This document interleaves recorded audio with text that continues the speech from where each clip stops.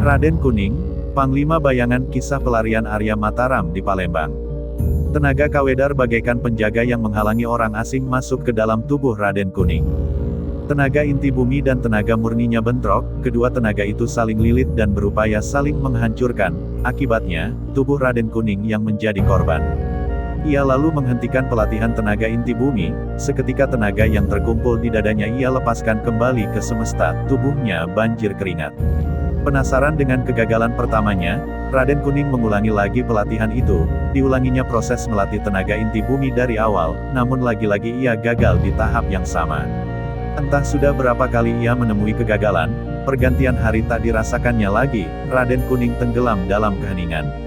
Tuban sebentar lagi sampai, kurangi kecepatan. Suara punggawa kedum yang keras menyadarkan dari latihannya yang gagal itu. Tak terasa Raden Kuning telah berlatih hingga malam. Sayang, ia belum berhasil menaklukkan teka-teki cara melatih tenaga inti bumi. Tak ingin larut dalam kegagalan, Raden Kuning segera menuju ruang di atas geladak kapal. Di tempat itu, ia melihat Bujang Jawa sedang berbincang dengan Punggawa Tuan. Raden Kuning, bagaimana dengan latihanmu? Sudahkah engkau mendapatkan petunjuk atas ilmu barumu itu?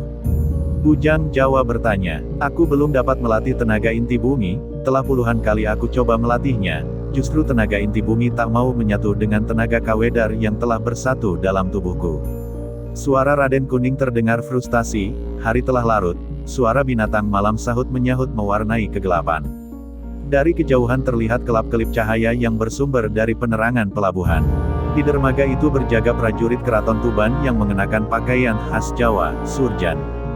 Jumlah prajurit yang berjaga hanya kisaran 15 orang saja. Mereka memang ditugaskan untuk menjemput rombongan kerabat Keraton Jipang yang hendak berlayar ke Pulau Sumatera. Saat kapal Jung Keraton Jipang terlihat dekat, mereka memberikan tanda agar kapal besar itu merapat ke dermaga utama. Raden Kuning langsung memimpin rombongan turun ke daratan. Prajurit Tuban menyambut kedatangan mereka dengan sikap hormat. Senopati Gelagawatu yang menjadi pemimpin pasukan langsung mengajak rombongan Keraton Jipang menuju Keraton Tuban. Kegelapan malam itu menjadi saksi eratnya kekerabatan Jipang dan Tuban yang tak pernah dikenang oleh sejarah. Selamat datang Yang Mulia Wirayuda Tunggul Ulung Raden Kuning. Kami mendapat perintah untuk mengawal rombongan dari Keraton Jipang menuju ibu kota. Monggo. Senopati Gelagawatu menjadi pemandu menuju ibu kota Tuban, tidak ada persiapan khusus dalam menyambut kehadiran rombongan Keraton Jipang. Maklum, di masa pelarian ini Pangeran Arya Mataram menjadi sasaran para prajurit bayaran yang memburu hadiah dari Pajang.